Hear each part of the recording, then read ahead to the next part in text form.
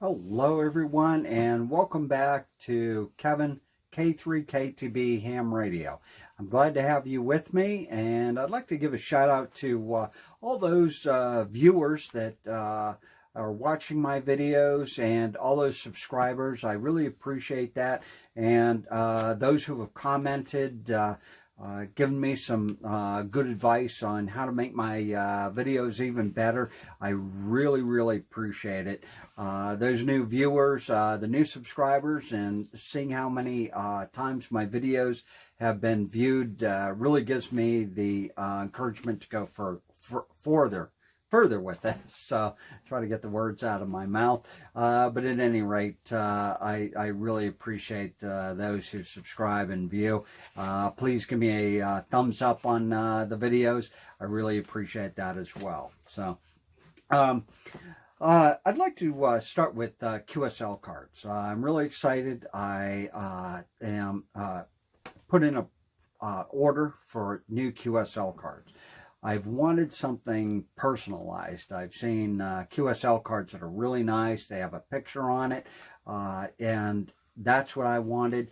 So I sent in my order, the design I wanted, the picture, and how I wanted on the back. So I hope to hear early this week. They're going to make a mock-up of the card and show me before I actually order them.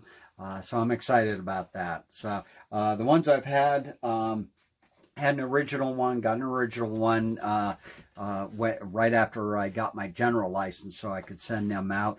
It was the same as this.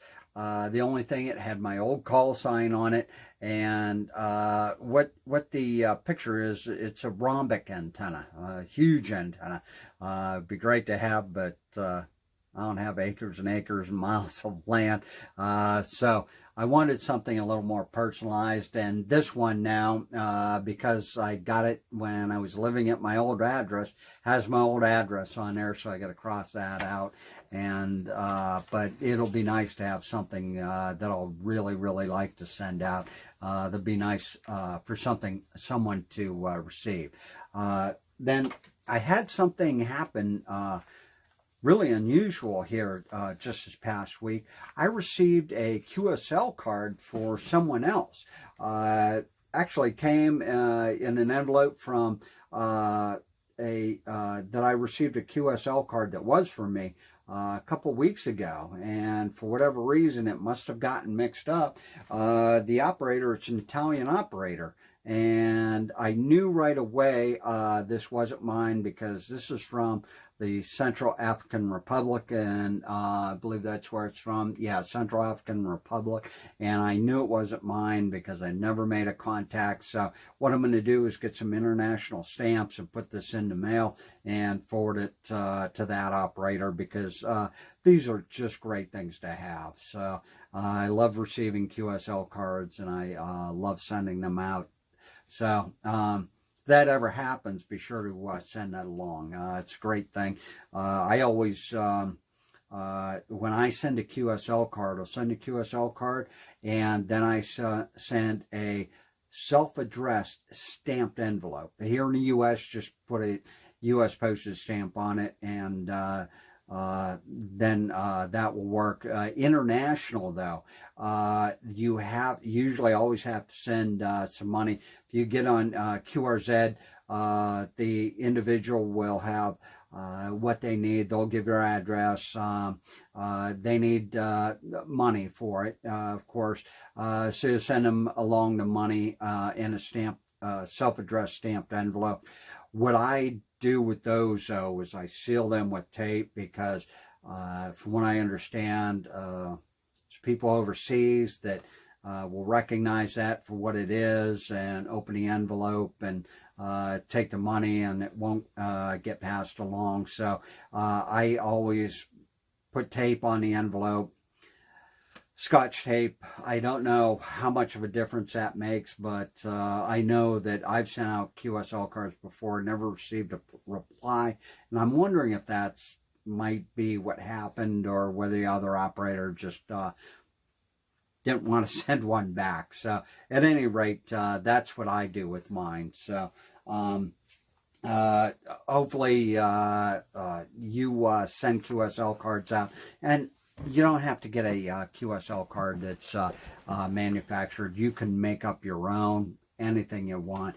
It's just nice, a nice way to confirm that contact and get something in return. So, Winter Field Day. I had hoped to talk about Winter Field Day today. It just ended this weekend. It was from Saturday about 2 p.m. until Sunday 2 p.m. Eastern. Excuse me, Eastern Central Time. Wasn't feeling quite good, so with the weather, I just didn't want to go out, so stayed inside. But one thing I want to talk about is when you go out, portable operations.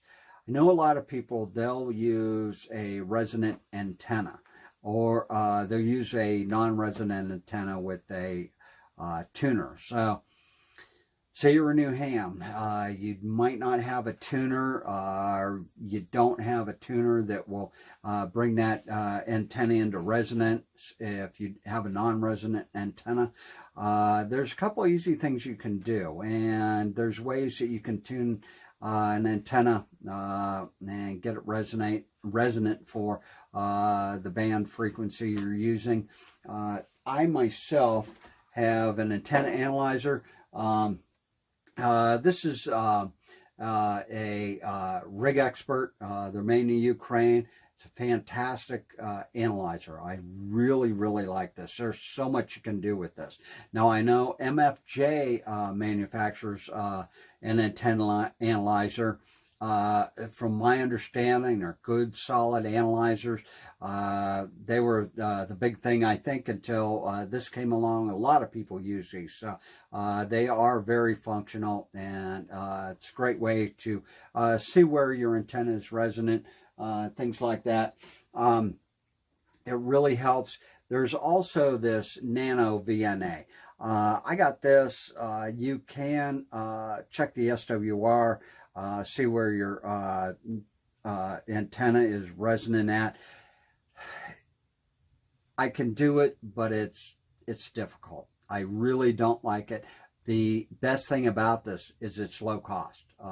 You can get these for under $100. Just take your time. I think if I worked with it more, I just like something that's just easier for me to work with, and this just, it isn't. So I spent the money on this. Antenna analyzers are not inexpensive. I went for a long time without an antenna analyzer. Once I got it, it's like, wow, this is great. But you can tune an antenna without it. So you're putting up a 40-meter dipole, and you're not quite sure just where it's resonant. With the dipole, the resonance can change with the height above the ground, the composition of the soil. There's many different things that come into play with an antenna. So you don't want to check an antenna. I found this out. You don't want to check it when it's low to the ground, because once you raise it up 30 feet in the air, it makes a huge difference. So you don't want to tune it when it's close to the ground. You want to tune it when it's up. It's some work, because you got to raise and lower it to get the ends of the antenna to lengthen them and shorten them. So the way I did it before the antenna analyzer is very simple. So what you do, most radios now, the 7300 does, the IC 718 that I have does it as well, the G90, just about any of the radios, HF radios out there now have SWR meters in them that you can utilize. So what you do in that case is you'll go to the lowest frequency in that band. You'll check the SWR there. When you check SWR, make sure your radio is on a low power setting. I never go above 10 watts when checking my SWR. Then you'll go up to the highest frequency in the band, and you'll check it there. So say you check your SWR at the lowest frequency in the band, and just for example, the SWR is 1 to 1 there. you up the highest frequency and say it's 3 to 1. So that will tell you that your antenna is too long, and you'll need to shorten it to get it more towards the center of the band. You want to have it centered in the band. Now, if you're doing CW and you're in the lower section of the band, you know, it'd be good right there. But myself, I don't do FT8. I don't do CW yet. I'm in the voice portion of the band, which is in a higher frequency. So with that, I would need to shorten my antenna to get it up there. So actually what I do with my antennas, because I'm in the voice portion of the band for the general privileges, is I kind of set the SWR the lowest at the middle of that frequency range there. And that always works for me. So it does... It's a little harder doing it that way. It's real easy with an antenna analyzer, but you can do it, and it's a great way. So you don't need those expensive analyzers. If you really want one, though, and you're willing to put the time and effort into learning how to use it right, then, of course, get one of these Nano VNAs. I also have an analyzer, and it's good to have it for VHF, UHF. If you're putting a antenna in your vehicle, even in your shack, you want to make sure the SWR is right. Most everything I found with VHF and UHF, the antennas, they tend to be resonant right where you need it, so there's no problem with that. What I have for that is this tiny little analyzer. It was very inexpensive. I think maybe $30 for this, and you can see where check the SWR on your antenna. That way, you know you've got a good match and everything is a good. Another thing that's really important, you should check the SWR on your radios from time to time, the HF radios, well, your HF radios, of course, and then your VHF, UHF, because something could happen to your feed line. Maybe a loose connection, maybe there's corrosion, something happened internally with that feed line. You wouldn't know about it unless you check the SWR. My VHF radios, I don't believe any of them. I don't believe there's a way I can check the SWR on any of those. So it's very important to check it from time to time, just make sure it's good. Now with my HF radios, every time I turn them on, even if, say I'm on 10 meters, turn it back on, I'm going to work 10 meters, I always check the SWR just to make sure it's okay. You know, your antennas are out there in the elements. Anything can happen. The antenna, the feed line, anything in between, your connections inside the shack. So I always check it. The radios are not inexpensive, and it's a lot of cost to replace them or have them repaired. So I always watch with those. Now, antennas I use for operating portable. The first one I got was, a lot of people use resonant antennas, a resonant dipole. Then there's also the non-resonant antennas. There's half-wave antennas, the wire antennas, and then random length antennas, wire antennas. So I've used those, fiddled around with them, but I've heard good and bad about those, so I can get them to work. But for myself, I like something fairly easy. Don't have to worry about throwing line up into a tree or anything like that. So what I got was what's called a super antenna. Now with this antenna, there's an extendable whip that goes up from this, and at the bottom here there's a spike with a connector for an SO239 that you can connect your feed line to. Now this, to tune it, you use these coils here. It goes up and down, and so it's loaded antenna. It's a base loaded antenna. You can put extra sections in between, so it'll be a a center-loaded antenna, whichever you'd like. I use mine base-loaded. They work very good. Now with these, you do need radials. The radials that come with this antenna are very good. The wire is fantastic, very flexible. They do cost some money. If you buy this, most of the times they do come with the radials. It wasn't the cheapest. I did at the time when I got this, I found a package that was very affordable. So I get that. I purchased that. Some of these with the other packages, they can be a little bit pricey. So I'll put it that way. Then when I put a radio in my truck, I got this Wolf River coil. A lot of people have these. These are great antennas. They're just as good as the super antennas. With super antennas, I like the design with the, it's covered here, and it just looks a little bit better quality to me. The Wolf River coil, I got to say, there's no difference in quality. It looks a little bit different. PVC pipe, everything's exposed here, but it works great. Same concept. It's a loaded coil. You move this up and down to get it to whatever band you're using, and extend the whip. Same thing with the bottom. There's also, I got this one for my truck, so this one goes from 40 down to, I believe, 6 meters, or at least down to 10. The other one I got, it's a Wolf River coil. It's 1000, and I can tune with a right length whip. I can tune 80 meters on that, which I like if I'm operating portable.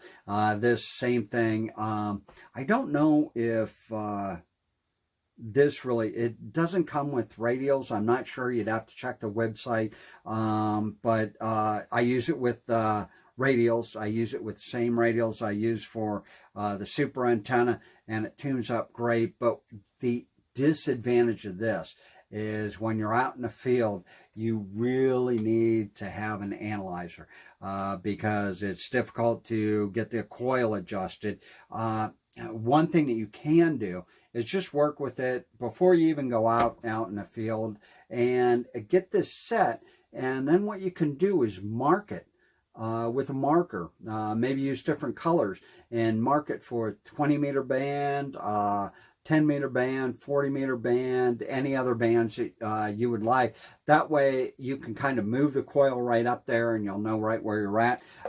With the super antenna, it actually comes with a plastic guide that you can put it on here, and it gets you real close, real close to whatever you want to whatever band you want to work. So that is an advantage to this. But they're both great antennas. Another easy option, if you want something really easy with operating portable, there are ham sticks. Has a whip up here, telescopic whip. Well, it's not telescopic, it's fixed whip. You can adjust it here. I had this on my truck, so I covered the connector there. There's a little set screw in there. You can raise and lower it. And then if you can see here, I think you can see that pretty clearly. There's a wire inside there winding around. So that's similar to the coil here. But these are for individual bands. This is for 20 meters. What I did was I set this to the center of the phone section on 20 meters. Because that's where I would use it, and it's great. I don't need a tuner with this, no matter where I go within the voice section. Now, if I went down to the digital FT8 and to do CW, I would have to adjust this. I just don't think I could do it with a tuner. I probably could, but it would take some work, so I'd rather not do that. But this is a great option, very inexpensive. Say you want to go out and operate portable, you don't have much money, get one of those, set it, it'll be resonant. You can get adapters for the bottom, put it in a spike or what have you, and set it out. I never use that portable. I would imagine, I'm not sure. You might not need radios with that. I think you probably would, unless you mounted it on your car on a magnet mount or something like that. And that's a great option too. Just mount this on a magnet mount and set it on the top of your vehicle, and you've got your ground plane right there. So that would make it real easy. In the summer, you can sit outside of your vehicle, sit under a canopy or something like that, in a lawn chair, a little table, and you're set to go. So I think with that, I'm going to end it here. I would like to give a shout out to KB5 MIQ Big Boy. He's got a YouTube channel. Please check it out. He gives giveaways for the number of subscribers. He just had a recent giveaway for new amateur radio operators and technicians, and he gave away Baofeng UV5R, brand new one. So that was great. I think what I'm going to get, when I get to 100 subscribers, I'm going to do a giveaway myself. So it'll be something kind of fun to do and something to look forward. And as I get those subscribers, it'll be kind of a fun thing to do. And I'd really enjoy that. It's a way for me to give back to others in the hobby. So especially the new technicians. They can use the help. So definitely be something ham radio related that I feel that a technician could use. So once again, I thank you. I'm going to add some photos at the end of this video of my last winter field day with my ice fishing shelter, pictures of the antenna, and all of that. So thanks again, and until next time, 73.